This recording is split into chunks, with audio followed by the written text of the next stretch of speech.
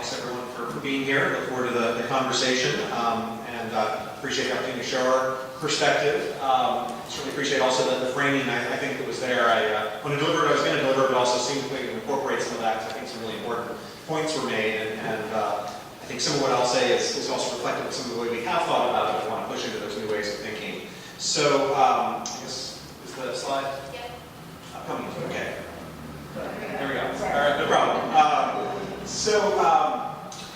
There's a lot on here. Sorry, but one slide means there's only so much room. But part of the reason we wanted to show this is the various connections that we see here. So I think first of all, what I want to assert is that we think that transit trips, as I think has already been indicated by certain arguments here, often, if not always, are regional trips. And so for us, access, safe, comfortable, attractive access to that system is fundamentally important, we think, of regional significance as well.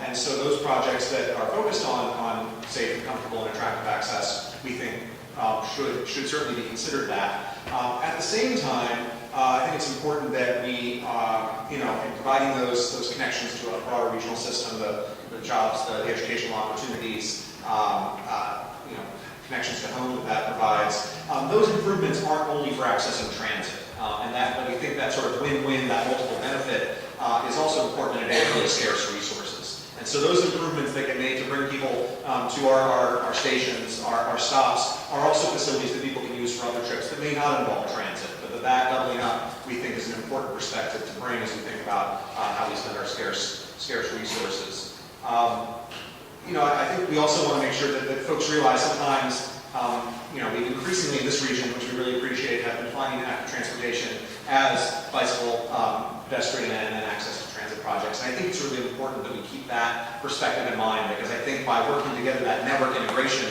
that Mike spoke about at the beginning, those are the types of places we really create these workable multimodal systems that really let people make the types of trips they're wanting, so that those choices that Jenny described are easier to make in ways that are supportive of health, economic prosperity, and everything else. And so we want you all to know that we also think of it that way, and that we're working really hard to try and not just to improve the service, but also make sure that access is an important part of that. In our service enhancement plans we've been working on across the region, those access to transit improvements that need to get made as well are very much getting identified. We've been working successfully with our partners to pursue grants, to make the case in regional processes to get those monies. For example, in the Regional Flexible Fund allocation through the MTIP cycle last time, multiple projects across the region, millions and millions of dollars getting put into safety and access to transit in corridors from 99W, TV Highway, Powell Division, major regional corridors. But again, we need to make all these options viable in those places so that we can all be moving through there. So we definitely have secured that. And the infrastructure is fundamentally important. But so is information. Just as TDM programs Jenny's talking about, part of the reason we wanted to highlight our regional trip planner, hopefully, is everyone familiar with the regional multimodal trip planner? One of the first developed open source so that people can globally do this as well, which we think is really important, and as people may not know, funded initially from Metro's Regional Transportation Options program that got us off the ground. So again, we think an important regional investment in something of regional significance, which can then have national and international impacts as well. But what this also is seeking to highlight is, we can make this, arguably regional trip from downtown Portland over across the hills and connecting to the west side. But fundamentally, there are both first and last mile options that we need to make that viable. And not only does the tool help to give you more information about those, and I think increasingly as more of these tools become available, we need to continue to figure out how to bring that data in. Car sharing services may also need to be part of the mix. Bike share services, as those get developed, either publicly or privately. And that those elements need to be folded in so that information is available to folks so they can make those choices. But also, really importantly, on each of those areas, we are only getting you so close, right? There's that first and last mile phrase for a reason, and so fundamentally that infrastructure has got to be supportive on those aspects as well. And that's something that, frankly, we as the regional agency for transit provision don't always have control of, and that's why we need to work in partnership with our local jurisdictions, with our citizens that care about this, and with others that can make those improvements. Great, thank you. Yep. And so, we certainly also are working and recognizing that connections to the system, not just the access to it, but what do you do, particularly if you're with a bike?